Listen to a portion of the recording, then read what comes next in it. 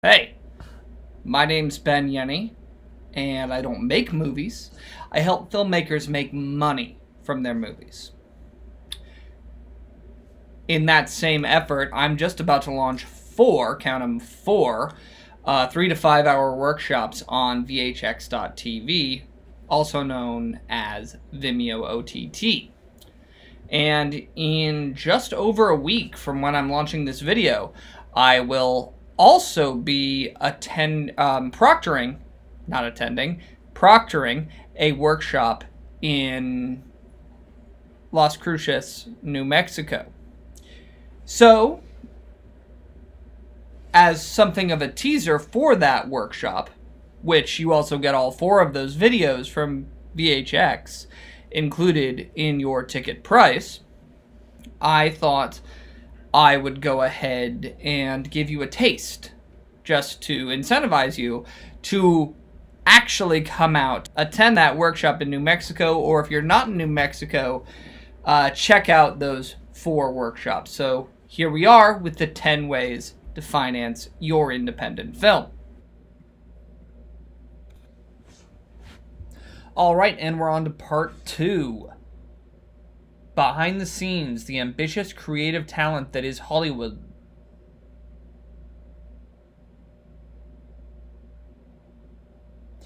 Okay. And we are on to part 2. Behind the ambitious creative talent that is Hollywood lies a darker side of the entertainment industry, little appreciated by the ordinary moviegoer.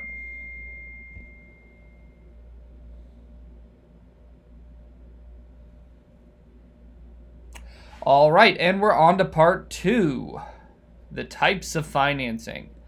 Behind the ambitious creative talent that is Hollywood lies a darker side of the entertainment industry, little appreciated by the ordinary moviegoer. It's an opaque world of film financing, revenue accretion, and minimal profit share. Harry Shearer. And I know I messed that up, so sorry. I really like that quote about the types. I really like that quote in general because it really illustrates one of the major problems, not just with the studio system, but with film as a whole. And that is that it's not just the ordinary moviegoer who really doesn't understand the inner workings of the financial and business side of this industry. Many filmmakers don't, which is part of why I do this workshop to begin with.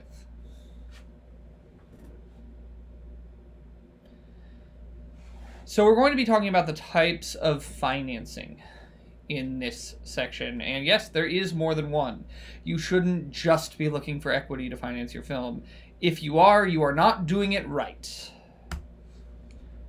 For this section, we'll have a key. It will be the top blue box being the basic description of that financing type. The left middle green box will be the pros. The right middle red box will be the cons, and the bottom purple box will be discussing if you have to pay it back, and if so, how. I will also be going through those in that same order in case you're more listening than watching. Equity. Equity is generally what people think of when they say they're going for an investor. They want someone to buy a share of their company or of that film and participate in future returns of the film. Generally, these people will buy those shares using hard cash money. The best thing about equity is that if everything goes wrong, you don't legally owe your investors anything unless you did not live up to your fiduciary responsibility. It's probably not phrased the best there. It's less about if everything goes wrong and more about so long as you do everything within your power to make sure they get their money back, you won't legally owe them money in the same way you would if it were a loan or a debt-based investment. Problem is, it's very expensive. And if you finance your entire film via equity, you'll end up paying at least 60% of all profits after you pay them back. This is to compensate for the risk, and honestly, that 60% number is probably low. It will probably end up being a little more like 70 to 75% if you go that path, because you have to sweeten the deal for them to invest their money in you and take the risk on your film instead of going for a higher potential return investment. We'll talk about that more later in the workshop. And again, you do have a fiduciary duty to do everything in your power to get that investor their money back. As long as you do that, you won't owe them anything. But you really do have to do that. And even though you may not owe them anything, if you don't get them their money back, they almost certainly will not invest in you again. So, while so long as you don't act fraudulently, and you can prove that you've not only done your due diligence, but performed your best efforts to get them their money back, it's unlikely that they will be able to sue you to get it back. However, you will probably still lose a powerful contact. So, do everything you can to get it back. Backed debt. This is essentially a secured loan. And it's normally secured by something like a tax incentive, pre-sale, or other form of legally binding contract that has specific deliverables that you will use to pay back, that you will use the money from in order to pay back this loan. As a result, it's pretty low interest, and it's kind of paid back by design. Basically, the back debt is just a way of liquidating the existing, the other sort of non-liquid assets, such as a pre-sale or certain types of tax incentives. The big problem with back debt is that it's difficult and can be risky to come up with a collateral to back the debt. And you definitely need to pay it back. If you don't, you will forfeit the collateral, your business, or sometimes both. Technically, a second mortgage would be considered back debt, but I would not recommend doing that. It is low interest, but if your film doesn't make money, which happens more often than it should, you can be in for a lot of trouble if you go that path. And yes, I know there are success stories of people doing that. Kevin Smith is one of them. However, there are also a lot more heartbreaking, tragic stories of when it didn't work out than there are amazing Hollywood success stories based on that. Unbacked and gap debt is also known as bridge loans, are essentially a loan for your film that's not backed by any form of collateral other than your business itself. You don't want to use it as anything more than a short-term measure because it's extremely high interest. Most of the time it's used as a late-stage measure in your project. And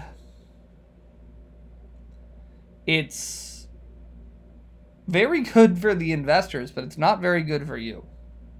But if you can't get your film completed without doing it, that's about the only time you really would want to consider something like this. The good thing about it is it can be relatively quick money if you know where to get it. But The bad thing is that, like I said, it's extremely high risk and is very risky. Also, it needs to be paid back before your earlier investors take their money, so they'll often be hesitant for you to do such a thing. When I say extremely high interest, I've heard horror stories of it meaning as much as 50% APR. And that was when you used to go to entertainment banks in LA and get the loan from them. And that's not a fun place to be. Now it's more commonly gotten through private investors and is fairly commonly found through sites like Slated.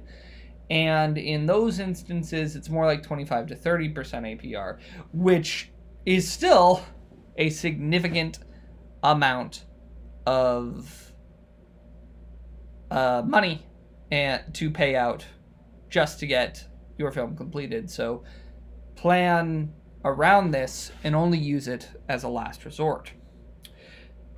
And again, you do have to pay it back. If you don't, you will forfeit your business. Also, debt always pays out before equity, so taking on debt late in the project will probably not make your investors happy.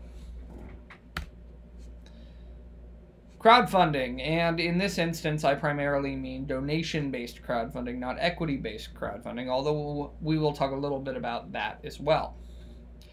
But donation-based crowdfunding is something that everyone watching this should already know. You just use a platform like Kickstarter, Indiegogo, or Seed and Spark to raise money for your film. It's most effectively used for development funds or completion funds and P&A funds. Most of the time, you raise money from your friends and family, and this has largely replaced the friends and family round. Assuming you're using donation-based crowdfunding, you'll have deliverables, but you won't have to give backers an ownership stake or pay the money back.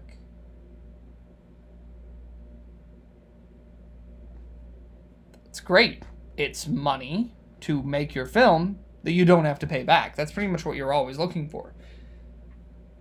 And if you build a community around yourself and your work that's actively engaged, you can also just keep cash flowing future projects using this same sort of method. But that's much easier said than done. Now, the big problem is, especially when you're starting out, a crowdfunding campaign is at least one person's job for at least 4 months. But again, you don't have to pay the money back. However, you do need to fulfill perks and other obligations to your backers. Another important thing to keep in mind is another obligation other than just the perks is you have to keep your backers informed. Pretty much any horror story about Kickstarter's gone awry starts with not keeping your backers informed, and most people who back campaigns understand this, so if you stop talking to them, they start to get upset. So a little bit more on donation-based crowdfunding. Again, it's what most people think of when they think of crowdfunding. There are some platforms that you can see on the screen. They include Seed and Spark, Indiegogo, Kickstarter, GoFundMe, and YouCaring. Not all of those are things you should use for a film, but we'll talk more about that later. And generally people back it for a perk, sometimes an exclusive copy of the DVD, or Blu-ray, or an early download. Be creative. You can also start raffling off pieces of your set or props from your film if you have some level of recognizability for that. Walk-on roles and credits are also incredibly common. Equity crowdfunding and the Jobs Act. The Jobs Act stands for Jumpstart Our Small Businesses, which I think they might have been a little dyslexic, but they also wanted the acronym. It cut some Securities and Exchange Commission regulations regarding accredited investing to allow more capital to enter early stage and risky businesses, as well as small businesses in general. It took a long time, but there are platforms operating currently where you can raise money via equity crowdfunding. There's some really interesting stuff going on in the space right now. I believe Jim Cummings, who is something of a Sundance darling and a friend, just completed his first equity crowdfunding project, and I should look into that to see how it went. Potential investors still face some limitations based on income and net worth, because of course they do. You can't end up betting the entire house. You still have certain caps if you're not an accredited investor. Once you're an accredited investor, you can do whatever you want. And the whole point of accredited investing and becoming an accredited investor is more to protect you from something like a snake oil salesman, also known as a film producer. Kidding. Mostly. But it's essentially, it actually did arise out of literal snake oil salesmen who were selling cure-alls and getting people to invest in, basically conning people in olden days. And the limitations for high-risk investing are essentially so that you can either afford to lose everything you put in, or you can afford to hire an expert to vet the investment for you. And that's why it's there.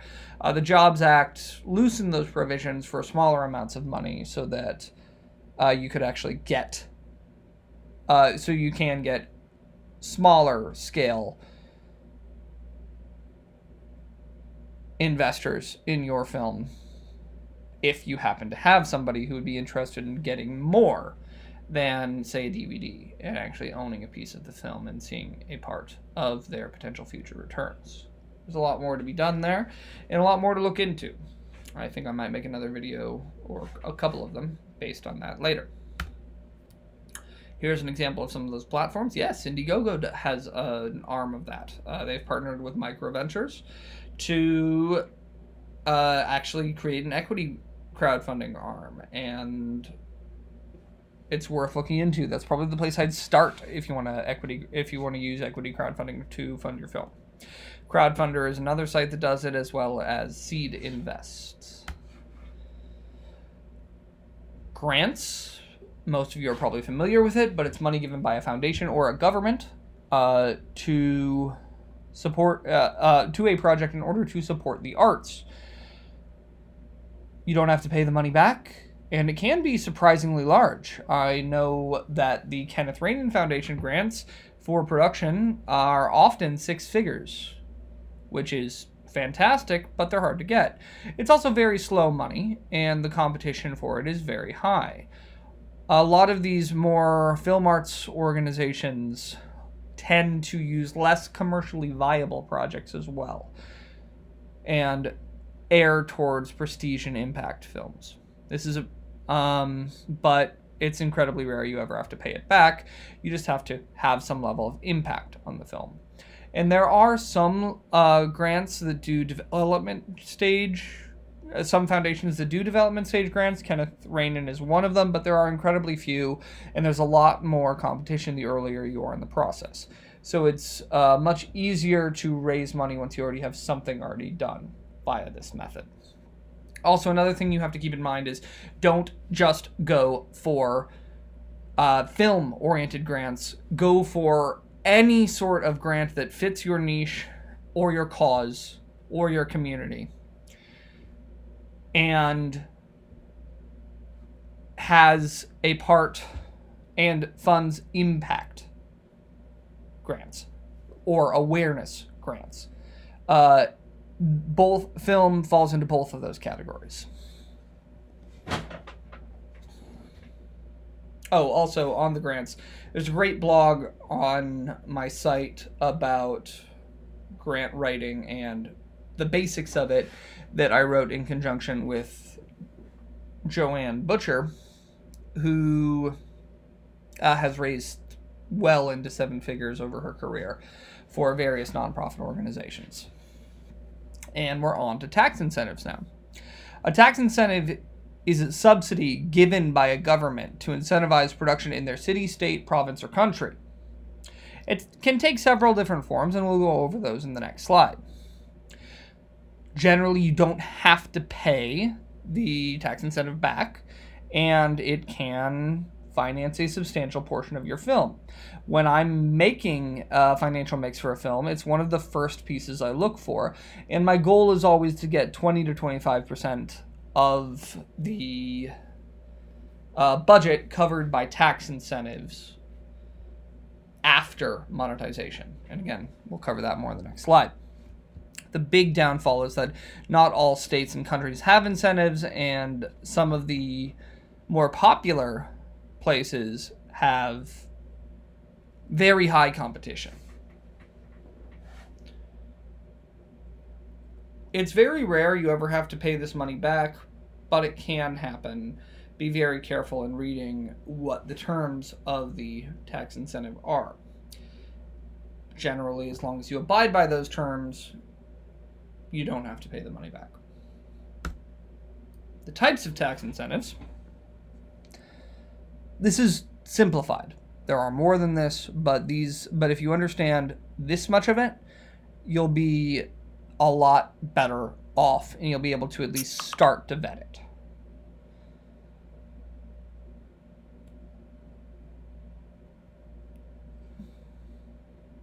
A rebate is a check issued to the production after the completion of principal photography. Often it requires an audit and can be subsidized to cover part or all of post-production. And this is one that's fairly common for cities as well as states and countries or provinces. San Francisco, as an example, has a generally underutilized rebate that will help you get all of the money you spent for city services like road closures, parking, and hiring policemen for your set back after the film has been done. And that can be a pretty substantial amount of money that will be very useful in post. So always look at every level of government to see if there are some sort of rebate or tax incentive in general you can access. And if you can, you probably should. Then there's grants. Grants are the same here as it would be from a foundation. It's money up front to make your film. They are very rare. I don't even think they really exist in this form in the US. I do think there are some countries in Europe that utilize this system still, although I'd have to refresh my memory on this because it's been a while since I looked at it. Most of the time grants are ideal, but it's rare that you can get them. A transferable credit is generally my favorite type of tax incentive because you can liquidate it with relative ease depending on the state you're going to.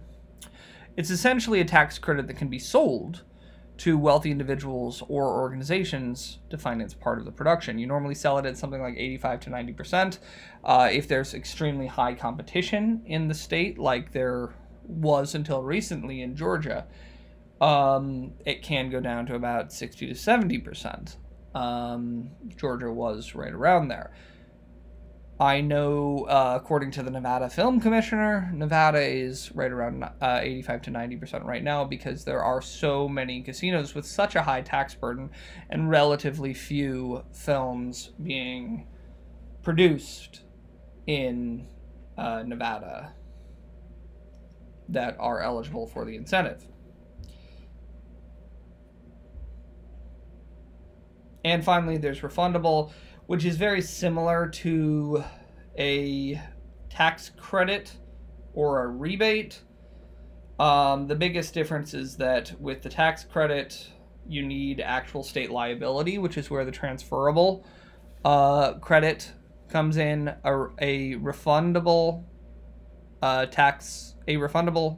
tax credit means that you may well not need to have actual state tax liability for the credit to be issued.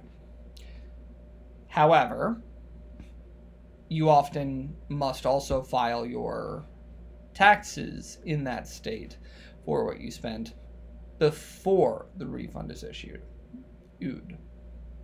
Or if it's not a full tax matter, you may also need to have your, you may need the production to be audited in order to get that refundable credit, or that just refund in general. Product placement, we all know what this is. It's sponsorship. It's like that time Tony Stark got Burger King right after getting back from Afghanistan in the first Iron Man movie.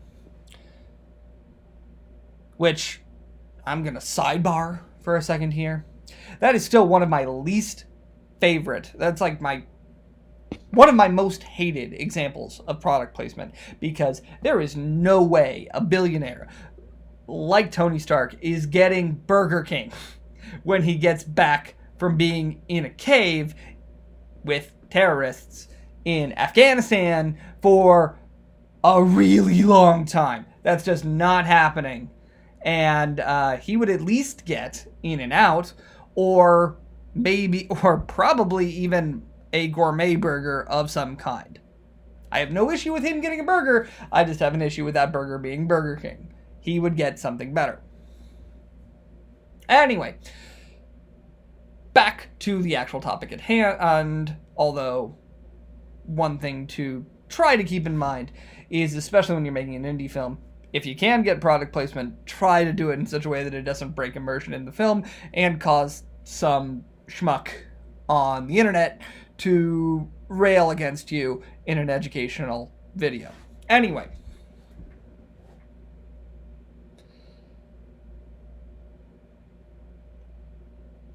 there are this is a particular type of sponsorship that normally involves the product actually being in the film itself. It can also be called brand integration. And so long as your film lives up to the terms of the product placement agreement and achieves meaningful distribution, which is normally part of those terms anyway, you've got a part of your film financed. If you can get cash for it, but that's less common. Most of the time, it's not actual money that comes in.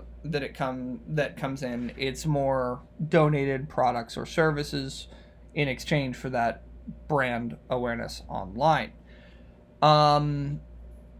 Even in the case of Iron Man with that Burger King thing, due to FCC and FTC regulations, they probably didn't take any money in directly. There was just additional promotion for the film that was brought to you by Burger King.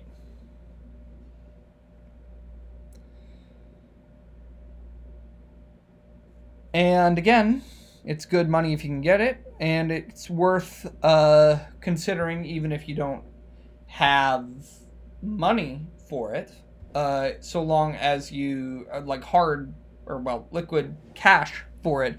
It can be worth doing because you can save a significant amount of money on your props and other sorts of expenses that, especially when you're making an independent film, you need all the money you can get to make it, and to save money wherever you can. Pre-sales. It's essentially money given by a regional distributor or sales agent for the rights to the film once it's completed. Most of the time, it is just a document that is backed by a minimum guarantee upon delivery. And it used to be executed more by producers actually going and selling the rights in advance to various regional distributors themselves. More often than not, it's the sales agent that gives you the MG based on what sales they know they can make these days. It's also formerly known as a negative pickup and can still be considered a negative pickup, but most of the time people call it a pre-sale.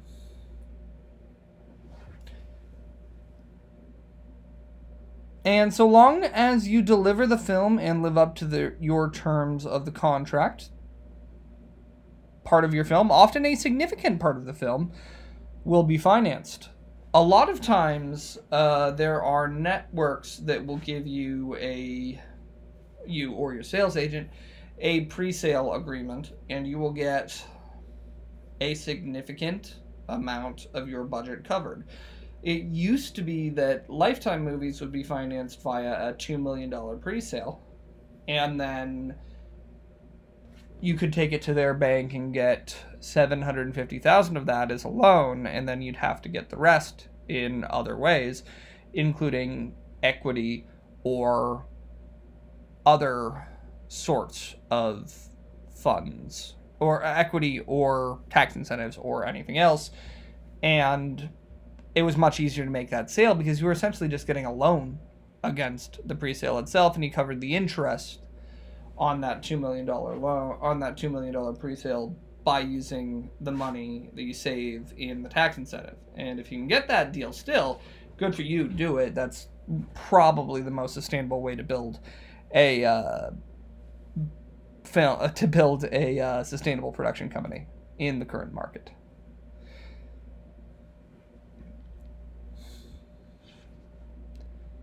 But you generally have to know somebody on the inside to start that deal.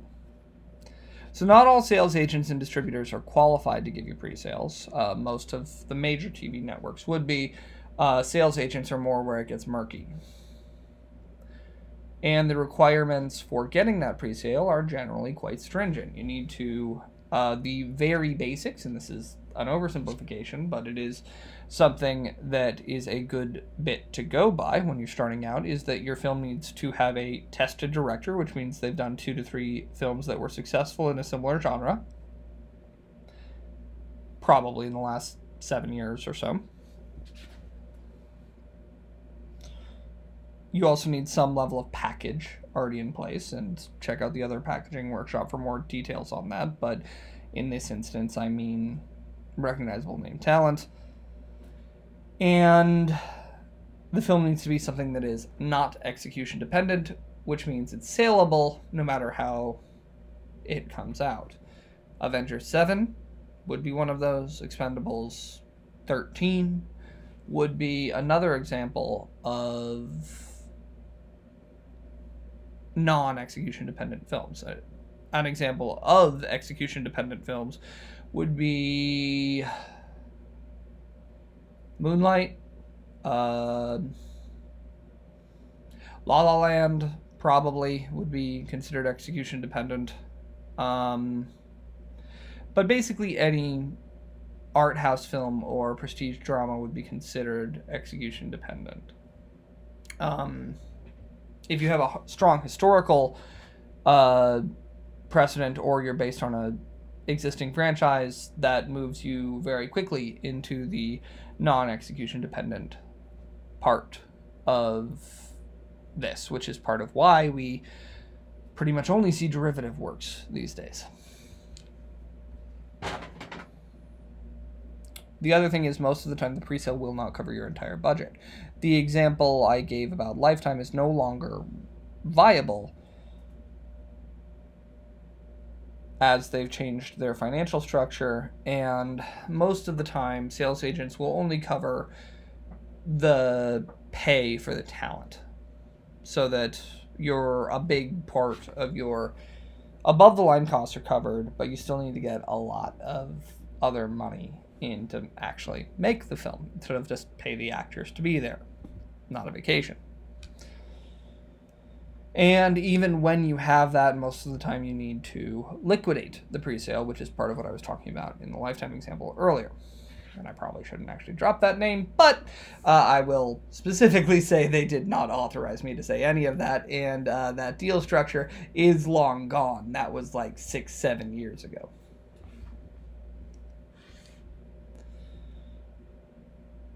Another thing to keep in mind, though, is that in a down economy, presales come back into the mix in decent force. At least they have in the past, because there's not as much equity glutting the market and making more films be made.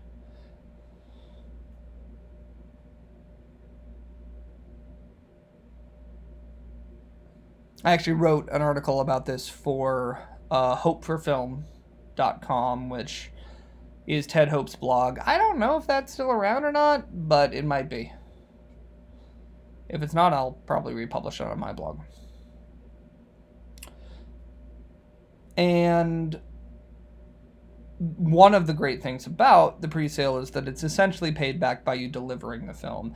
You might get a check that you then have to cut to your creditors, but it's paid back. Soft costs and deferrals. In this instance, soft costs would be considered donations. Deferrals would be considered favors and future liabilities. Donations you've received are things that you've received to help make your film a reality. They could be from local businesses, or they could take the form of product placements, as we talked about earlier. These are generally things that do not require any level of profit participation or future payments. A deferral would be something like a crew member being working for less up front, but getting some money towards the end of the film, or once the film actually starts to make some money. It can help lower your budget up front and make sure the film actually gets made, but it can put a lot of, which is a great thing, but the downside of that is it can put a lot of stress on your relationships, and if it takes you a long time to pay it back, which, by the way, distribution payments always take a lot longer than you expect them to. We'll go more over that in the Avoiding Distribution Disasters workshop.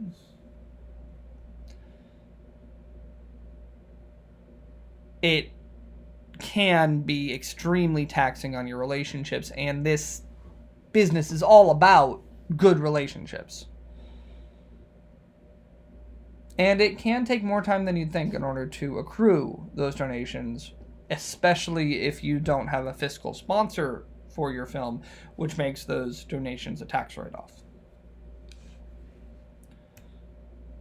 I believe only a tax deduction in most cases, not a credit, since we were talking about that earlier.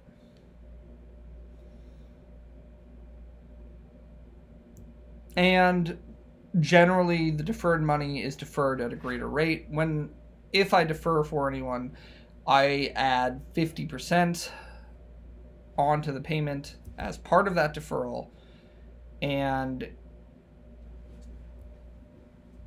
the trigger for it means that you end up paying more later. It also means that it becomes harder for you to pay yourself. And you have to pay back all of your deferrals before you start taking your participation in your profits. Again, it's better to do that and maintain your strong relationships. Finally, we come to skin in the game. It's your own money that you put into the film yourself. And yes, you do have to do that as part of your financial mix. You will always have to do that. The only thing that might make it so you don't have to do that is if you were very successful with crowdfunding. And this is not just true for filmmakers. It's also true for pretty much any business owner. Any business owner needs to put their own money into the game. The good thing about that is it's your money, so you can spend it however you like, and you can make whatever sorts of movies you like. The bad part is it's your money, so it's not just your time that will be at risk. So whether or not it needs to be paid back is debatable. It was always your money, so it will really depend on your situation. However, I would caution you here to not put more than you can afford to lose into your project. If that means all you can do is make shorts for a little bit and build your following, do that. If it means that you can afford to make a micro-budget $50,000 movie, do that. And make sure you do everything you can to get the money back. Also set some money aside for marketing as part of that $50,000. You may have to write a special script that can be shot for $50,000. If that's the situation you find yourself in, you should do that. And to close out this section, I'm going to leave you with a quote from Francis Ford Coppola. I voluntarily gave up the kind of commercial film career I had going as soon as I had enough money to finance my own films. He wants to make the movies he wants to make. He doesn't want the studio telling him what he can and can't do. And honestly, he makes more money from his winery anyway. Great. Thank you so much. I hope you enjoyed that. And again, don't forget to check out the entire workshop series on VHX and come see me in Las Cruces in just over a week.